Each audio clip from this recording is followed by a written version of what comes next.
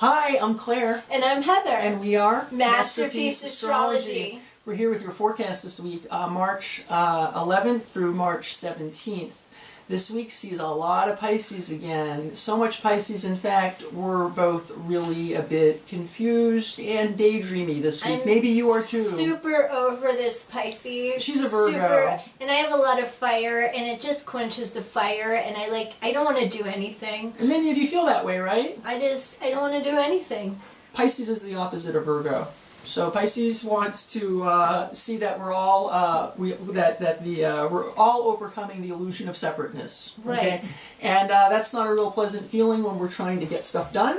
We're trying to be motivated for life, and my normal enthusiasm gone. Right. I feel so uninspired right now. Right. It's basically, and I live on inspiration. Like, I am the wind beneath my own wings, and I have no wind. There is no wind. You're looking at some of the 4 planets in Pisces, so yeah. I'm kind of feeling the feels, and I'm really loving the daydreamy. I'm just really feeling kind of inspired myself. So wherever you fall on the spectrum out there, we're here to tell you, you'll get through it. And we do have a big Pisces new moon on Friday and Saturday. Ooh, this week. yay. That really is the focus this week. Yay. Is getting, yeah. Sarcastic Virgo. But anyway, let's get started with Sunday. Sunday is Moon in Capricorn, and it's a task-oriented day, right? Yeah, it should help us with tasks, even if we would rather not do them because of the Pisces, but we know that we have to, so you just kind of if you're a fire signy person, in anything air sign, just get your butt out there. Because otherwise it's just going to be nagging you, even though you just don't feel like it. Yeah, and things can feel intense. Saturn and Pluto are in Capricorn now. Right. Every 4 weeks the moon's in Capricorn. We kind of say the same thing over and over, but it's really just task-oriented, work-oriented, and it can feel kind of intense. And there's kind of, there's not a lot of push to get you out the door. There's just, once you're out the door, there's a lot of supporting energy once you get going. So just know, just try to get going. Yeah, excellent. I think that's a really good way to put it. Monday, let's move into Monday. Yeah, and Monday, I think it's going to feel friendlier in the afternoon when the moon goes into Aquarius, right? Yeah. So you may find yourself in the morning a little impatient, but there's structure to your impatience. If you add structure in, like I said, it's like Sunday. It's kind of like once you start going, it's going to build. You still may not feel like doing much, but you have to. You have to show up. I think it's kind of like, I hear artists sometimes talk, they're not inspired, but they go in their studio, maybe they just start to organize their paints or quilters, organize their fabrics. Before you know it, you're inspired.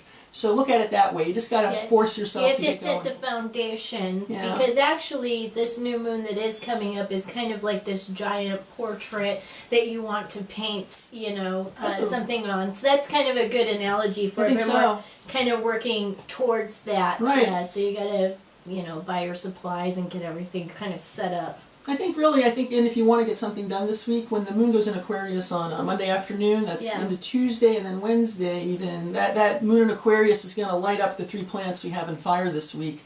It really will be the few days of the week that feel kind of like stuff is happening. It's going to feel sociable.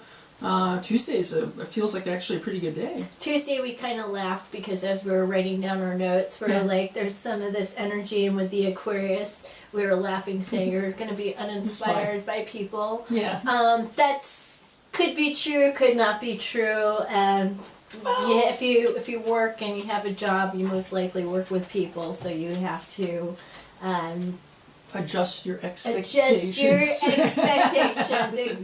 That's a great way to put it. Because it's Saturn squaring Venus Tuesday morning. Yeah. So that just means our relationships are kind of squared by the big bad daddy of Saturn. It is. It's just a passing trend. Yeah, it's just passing. Because by the end of the day, you're going to feel good and maybe not so disappointed and No, I think that's a good way of putting it. The morning can feel a little disappointing, but there's really good energy in the afternoon and the evening. It's a great night to socialize, good productive talks. If you're a thinker like I am, I'm a Sun, Moon, Aquarius, so it's a great day for thinking. Great conversations. Great conversation. You're not going to overthink. It's not going to be anything gritty. It's just, a good day to feel like, oh, maybe I'd like to do this, or maybe I'd like to do that, because you're trying to create your painting of what you'd like to create come the new moon. Go out and go out and talk to your friends about it too, or your loved ones, because Tuesday and Wednesday night have great energy for talky conversations, sharing them with food. So just have fun and talk. And there could be some inspiration in there, or some kind of potential something, a light bulb moment, possibly. Well, absolutely, because we're heading into kind of a season where we have this aspect called a sextile coming up with Jupiter and Pluto forming a very powerful sextile. That's an aspect of 60 degrees. It's the aspect of opportunity. So there's a lot of opportunity. So there's a lot of energy related to opportunity. So like what you said, you got to kind of painting your canvas.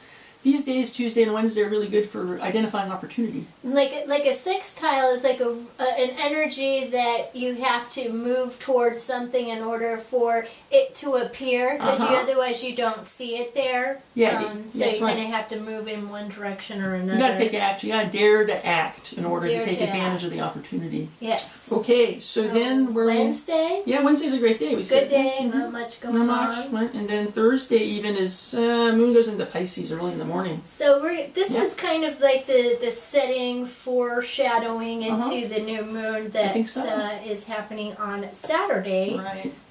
Because we're going to be kind of magnetically pulled towards some energetic. For sure. Well, because Neptune's in Pisces. The minute the moon goes into Pisces Thursday morning, we're going to start feeling the new moon. And what does it mean for you? Well, expect a dramatic increase in daydreaminess. A little bit of a lack of focus, and really what is reminding us of is this new moon is really about the need to rest and play and daydream. But the lack of energy I think is really there's a moon, the Mars in Sagittarius is at 29 degrees of this new moon. Now the new moon is on Saturday. We're still on Thursday, but we're building into it. And 29 degrees is a crisis degree in astrology. It's really thought of... It's the ending. It's the end of the sign. So 29 degrees is an irritating degree for any sign. So 29 degrees is Sag. That means Sag is going to be a little bit...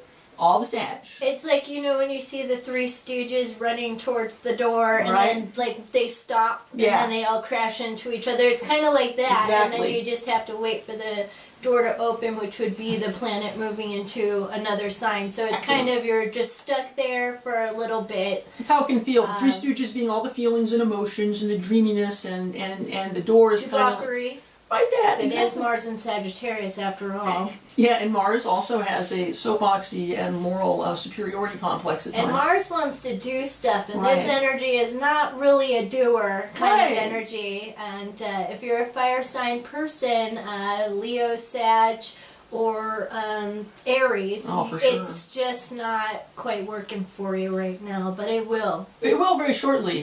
This new moon that we're starting again to feel on Thursday is Sun, Moon, Neptune in Pisces. It's all now, Virgo. And it's right opposite my sun, because I'm a late degree Virgo. No, it is. And this is hard on the Virgos out there. In fact, it's hard on all the mutable signs. I have so much to do, but I don't want to do any of it. Well, again, but Pisces is asking us to realize that the duality of the separation of spirit and matter is a joke. It's a cosmic joke. It's all the same. There is no duality. Okay, we are, and overcoming that illusion is an important part of our development as human beings. It's about compassion and forgiveness and acceptance, and those really are the themes of this new moon. And also intuition, and really following your intuition and following your heart.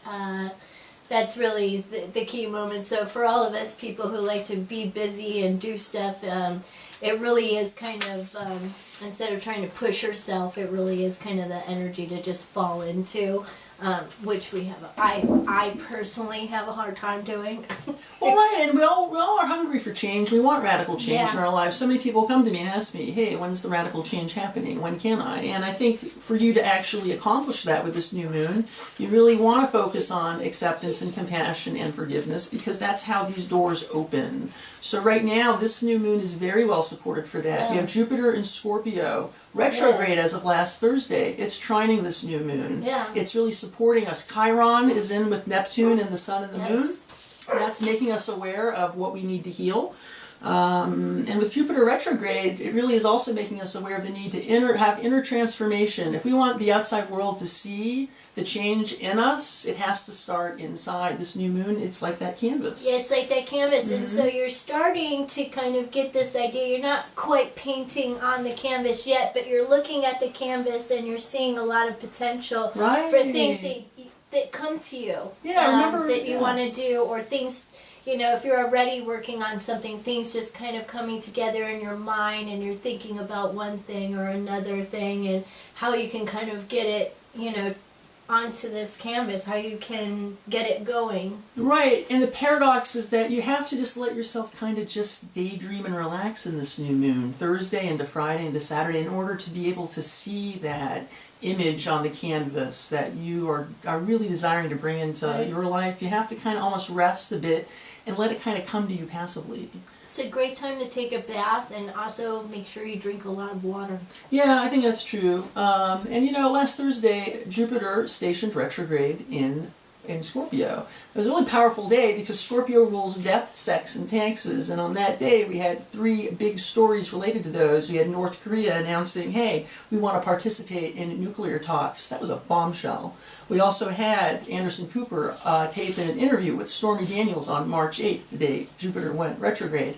We can expect to see a lot of news about that until July 11th when Jupiter goes direct. Finally, the tariffs on aluminum and steel announced on Thursday, March 8th. So thinking about that energy in the collective, think about that. That's something we're going to see those themes in the news, and we're going to be talking about them for the next few months. They are going to impact us. I'd ask you all just to kind of consider that as we move forward as well. Yeah. I think it's just, Jupiter is very powerful. It is. In this new moon, it's giving us a lot of nurturing support. It's allowing us to kind of feel some of these feelings that we do need to feel. To forgive maybe the spiritual progress we haven't made is really important.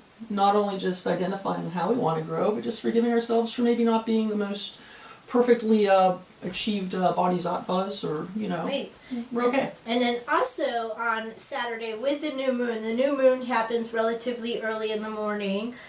So then as we move forward in the day, the moon is going into Aries. So if you are going to be celebrating St. Patty's Day, that's right. Perfect energy for that, because you're going to feel a little bit maybe rejuvenated from your morning, or just ready to get out there and have a good time. It's really good for socializing and just having, you know, a good time and having, you know, fun. So it's good for frolicking. It's a very good frolicking. It's a really good frolicking energy. We don't usually condone drinking, but this is a great day to drink if you are prone to Drinking and drink. Frolicking. Just get an Uber home. Be safe. Get an Uber home. Yep, none of that irresponsible behavior. No escapist Don't leave Pisces. your drink by itself. Yes. Yeah. Yeah, please. Buy a new drink. Buy a new drink. Everyone practice safe drinking out there.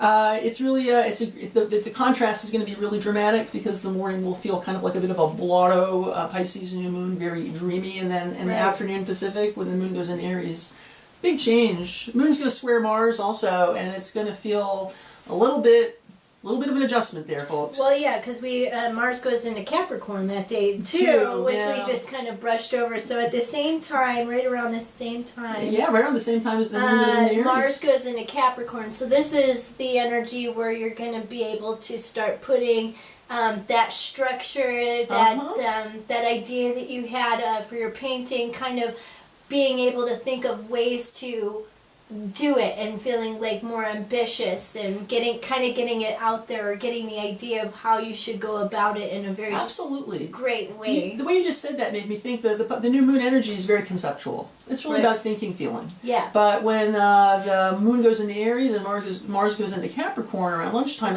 you're going to be able to operationalize it, to use like a big word. To get it kind of moving out there. Yeah. And that's the way the Aries Capricorn friction. It's a square. Mm-hmm. It wants to get it out there, and the Aries wants to get it out there right now. It's a great idea, and the Capricorn's no. We got to figure out how we're going to do it to get it out there in the right way. So. And I think the way you're saying that really speaks to what we're going to be looking at in the next few weeks, and with the full moon at the end of the month. So until then, folks, really enjoy this new moon. It's really a beautiful opportunity to really connect with your higher spiritual self and practice compassion and forgiveness for yourself and others. Yes. Thank you for watching our video. Have a great week. Yeah, thank you so much. Hit the subscribe button and hit the little bell when you so you can get notifications of our new videos. Thank you. Thank you. Bye. Bye.